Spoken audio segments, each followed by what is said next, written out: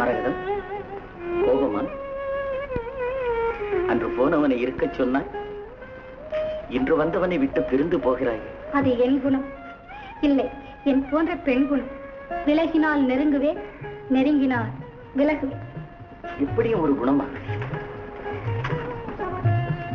அதென்ன குணமோ? விழுந்து கிடக்கும் பழத்தை விட பறித்து தின்னும் பழத்திற்குத்தான் ருசி.